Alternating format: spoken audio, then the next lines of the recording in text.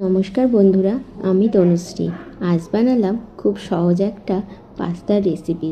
মাত্র 10 মিনিটে হয়ে যাবে এই পাস্তাটা। তো চলো তাহলে তোমাদের সাথে শেয়ার করে ফেলি আমি কি করে এই পাস্তাটা করলাম। প্রথমে পরিমাণ মতো যে কোনো শেপের পাস্তা নিয়ে নেবে। তারপর কড়াইতে জল দিয়ে কিছুটা সাদা তেল ও নুন দিয়ে ফুটিয়ে পাস্তাগুলো দিয়ে ভালো করে মিশিয়ে মাত্র একবার ফুটিয়ে নিয়ে ছেঁকে নেবে, কারণ বেশি ফুটে গেলে গলে যাবে, আর গলে গেলে খেতে একটুও আর ভালো লাগবে না। তো তারপর কড়াইতে সাদা তেল দিয়ে বেশি করে পেঁয়াজ কুচি ও লঙ্কা কুচি দিয়ে লাল লাল করে ভেজে নেবে। তারপর দুটো ডিম ফাটিয়ে কিছুটা লবণ দিয়ে ওই পেঁয়াজ লঙ্কার সাথে ভালো করে মিশিয়ে হলুদ গুঁড়ো দিয়ে ভেজে নিতে হবে।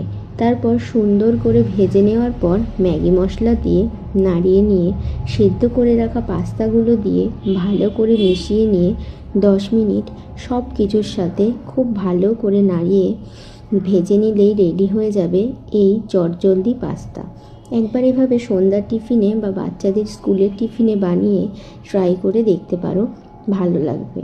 আর ভালো লাগলে একটা লাইক কমেন্ট শেয়ার করে দেবে ও আমার সাথে যুক্ত হয়ে যাবে আরও এরকম সুন্দর সুন্দর রান্নার রেসিপি পেতে। নমস্কার।